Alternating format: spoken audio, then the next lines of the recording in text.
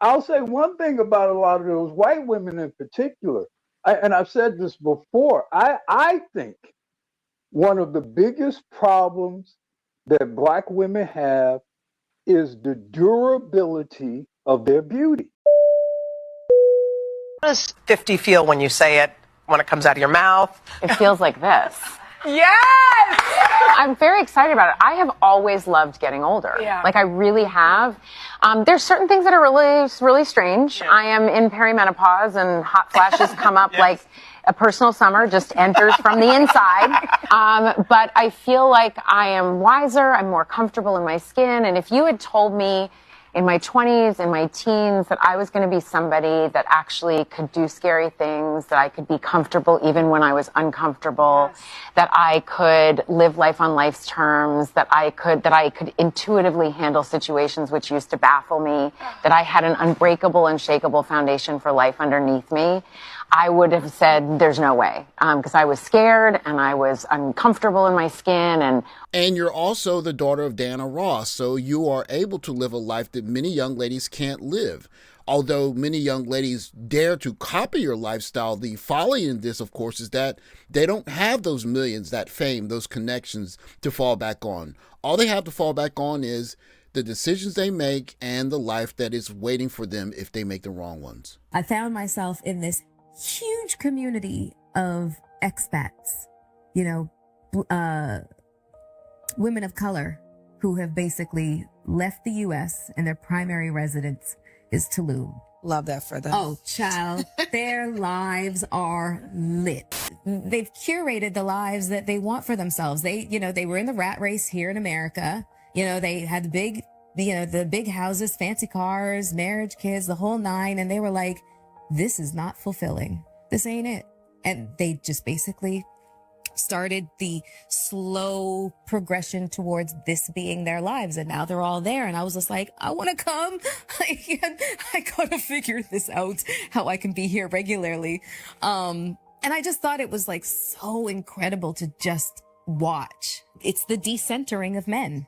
That's really what it is. On a large scale, women have decentered men and really started to focus and enjoy their lives without feeling like there's a penance for it, or you're gonna get the lonely cat lady label. It's really hard to admit some days, but I don't have enough saved for retirement.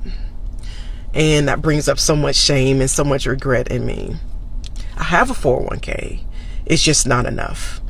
I don't have a pension, and I damn sure don't trust the government to have Social Security there for me when I retire. I knew what to do. I just didn't do it, couldn't do it. Life was happening. And so I didn't save like I should have. The stream with Mr. Z and Dr. Neal was so nice I had to do it twice. Look, OG rhyming, as Mr. Z often says. But I wanted to revisit it, one, because it had so many nuggets in it that I couldn't get to all of them in one video. But the second one, of course, is that it is pointing to a black community that's moving in two separate directions, where if you're having women say that I want to live my best life and I don't want to have any kids, then essentially what they're going to be voting for at 50, 55, 60 is going to be very different from what their counterparts are going to be voting for if either, one, we're not marrying each other, or we're marrying different people, or just we're not building families together. So it goes back to the simple idea of, what are you doing all of this for in the first place? If you're going to live your 50s, 60s, 70s the same way that you lived your 30s and 40s, or even your 20s, then how do we relate to each other as men and women? And well, I think Dr. Neal has a more pointed way of discussing it. Brother, this is a pathogen. This is tragic. You know, and as I said, man, this is a deeply, deeply antisocial sentiment, you know, among these ladies, you know. It's not even my focus, and it never has been. It's also not been a safe place in my mind as a little girl. The white wedding dress, I was very fearful of those things. So I looked elsewhere and probably escaped too much in my work. It hasn't been a focal point for me. And this is what it looks like. I'm very happy with myself, but that also required me to strip a lot of things that are expected of me on a specific timeline for the society that we grew up in to have. I'm talking about marriage. I'm talking about kids. And if you don't have it, something's wrong with you. Right. But did I desire it? No, not with what I've witnessed and not with what I've been through. It hasn't kicked in. I'm like, what is that feeling that I get with puppies? Is that going to happen with babies for me? And it hasn't kicked in yet. And, you put marriage aside, having kids or whatever, but my God, we are human beings, and I think you're right. Something there, it is being pushed. And the white ladies are behind all this stuff, you know what I mean? And they just suck it up and everything like that. I just saw a video on TikTok about the 4B thing. And I'm like, these ladies, they can only look at the world from a micro perspective, and it's like, you really think that you're winning by isolating yourself, and you're teaching generations to do that? I mean, that you're just contributing to your own demise. You know what I mean? And it's not going to change the behavior of men. But yeah, man, but ladies, Melissa Ford, man, she's tragic, bro. She's tragic. She's tragic. You know what I mean? And I just thought it was like so incredible to just watch. It's the decentering of men. We have whole movements right now, in the world of criminal justice, where people are trying to get rid of solitary confinement. You know what I mean? And guys and even women, in prisons, and they get punished while they're in there, and they get sent, to the gallows for weeks, months, and even years at a time, and they're by themselves. And people go crazy. I'm mad because I care more about you than you care about me. And that's how it's always fucking gone. I'm tired of it. I'm mad. I'm angry. I'm tired of feeling so much. I'm tired of being in my head. I hate it. And I just thought it was like so incredible to just watch. It's the decentering of men. That dynamic that happens in the prison, man, it happens in real life. You understand? And when people are completely isolated, and I use the language of the island, man, because that's what they're putting themselves on an island, and here's the thing, they're completely convinced that they're doing something, like this has some type of effect on anything. You know what I mean? Like, this is a flex. It's not a flex. What is that feeling that I get with puppies? Is that going to happen with babies for me? And it hasn't kicked in yet. One of the cruel parts of social media is that it only shows people the best parts of what you want them to see. So when Tracee Ellis Ross is 50 years old and she's on social media saying, I look like this at 50 and I'm living my best life, it makes it look like it's easy for anyone to do the same thing. And so if you're a young lady in your 20s or 30s and you're thinking, I'm going to live the same life that she's living, all you have to do is mimic what she's doing on social media. But living in a different world, you have to deal with a different reality. And sometimes it's just not very pretty. But every day I give myself grace. Every day I choose to say, I can figure this out. It's not too late. I can do something after work to have a different reality. And that's what I choose to do today.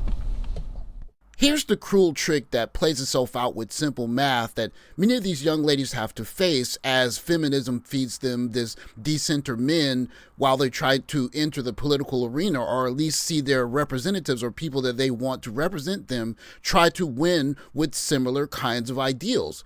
When someone like Jasmine Crockett is running for the Senate, she is a single 44-year-old woman, which means essentially she is only going to the polls to vote for herself, not her husband, not her 3 or 4 kids, just her. And so all of the young ladies that have decentered men and have decided not to have any kids, they're going to the polls alone, by themselves, to vote for her. And how does it play itself out? here we go again. It's another example of an extremely qualified Black woman with name recognition who's already an elected federal official losing out to the mediocre white dude who is, what's he, a school teacher? No shade. I used to be a school teacher. No shade. But like, he's a school teacher compared to her being a civil rights attorney. Think about the times we're in right now, folks. She has gone up against Trump. We have seen her go toe to toe with Trump. This woman is an elected federal. She already is a congressperson. She has name recognition. Nobody knew who Tallarico was before this election, before Jasmine Crockett entered the election. Nobody knew who he was, except for obviously Texans, and even, I'm sure some of them didn't even know who the hell he was. It was Jasmine Crockett joining the election that shined the light on James Tallarico. Now we know his name because of Jasmine Crockett. Unfortunately, even though there's a high level of frustration, there's simple math here. Are Black families going to the polls to vote for Jasmine Crockett? Because those Latino families are going to the polls, or they went to the polls to vote for Tallarico, and it's that simple. If you decenter men and you separate yourself from the men that you would build Black families with, but you're trying to win in a democratic process with single empowered women that don't have anyone else going to the polls to support another single empowered woman who doesn't have a family going to the polls to vote for her, what do you think is going to happen? It's just math. This is where I think social media plays its cruelest joke on young ladies in this landscape where they're trying to be these independent women that are decentering men. Janet Jackson, we all know her. She's beautiful. She's very smart. And she knew with the career that she has that she had to be very crafty about how she chose to have a child. But by hook or by crook, she had one. And many of these young ladies talking about decentering men and not wanting to have kids and 4B, you can't count Janet Jackson in that. And you're going to hear the joy she gets speaking about her son. Before we talk to her, you have a little boy, right? Yes. How old is he? Isa, he's 3. He just turned 3 January 3rd. Oh yes. my gosh. Is he musical? Are you kidding me? He loves me. Quest, as a matter of fact, gave him a beautiful set, drum kit. Really? Loves it. Loves it. Yeah. He's a good dude. Beautiful, beautiful kid. I'm sending him something too. Does he like a harmonica? I don't know what I can get him. He has that already. He has that already, Yes. Yeah. He's incredibly musical. He is. Yeah. What's his go-to? What is his go-to? First it was the violin. All this he chose. At 3? No, this was at 2. Wow. First he chose the violin, and he loves classical music. Now it's all about even his 3rd day of school, he said, Mama, the first day of school he took the violin to school. 3rd day of school, he says, Mama, I want to take the cello to school. I said, baby, you don't have a cello. He says, turn my violin into a cello, please, Mama. So my assistant, Terry, we were rushing for his class, and she took a straw and taped it to the bottom of the violin.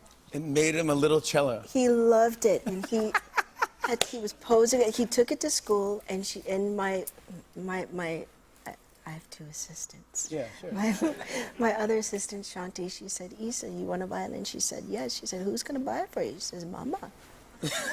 So you had he to has do a it. cello. So now he has a cello, yeah. And then, long story short, baby gets what he wants. Takes cello lessons. He loves his cello lessons. But I'll say one thing about a lot of those white women in particular, and I've said this before, I think one of the biggest problems that Black women have is the durability of their beauty.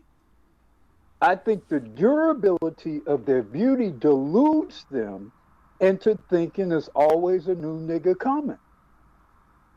And I think those choices that you're Claudia Jordan and Vivica Fox, and yeah, I can replace 50 Cent. I'm still a bad bitch, right?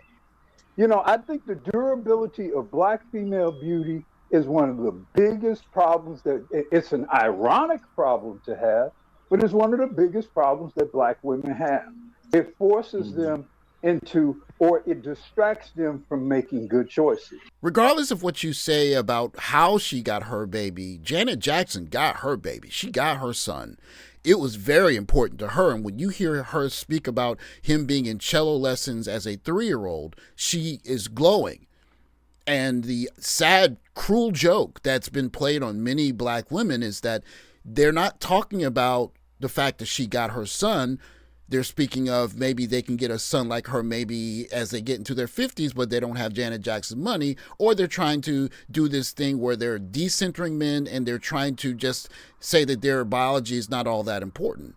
And the cruelest joke of all is that Maya can wake up tomorrow and go to the fertility clinic and get her baby with a couple $100,000. And then all of a sudden she goes from I'm independent and child free to hello, Ebony K. Williams, let's have a baby party.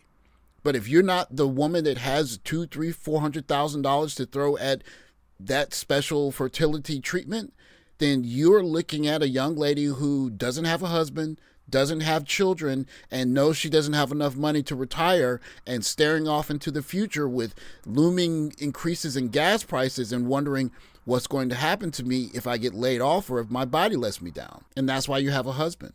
Someone that can deal with the difficulties of life and sacrifice his health and his body to make sure that the woman that born him 2 or 3 children can retire gracefully. But if you decenter all of that, then it's essentially you trying to do the work of a man and a woman, and without the help of a child or several children to help you along the way. And the cruelest joke of all of it is not just that you think that your beauty is going to give you the opportunity to find someone to marry that's going to rescue you in your 50s into your 60s, but that even when you look to the political process at your heroes that are doing the same thing, they don't have the support in numbers to buoy your image in the federal government. And all you can do is look on and wonder, is Jasmine Crockett's failure in running for Senate foreshadowing my failure of having a soft landing in the future? It's a sad, looming reality, I'm afraid. And it's a sick, cruel joke that feminism has played on black women. Thanks for watching. Like, subscribe, comment below. I'll catch you in the next video. Take care, guys.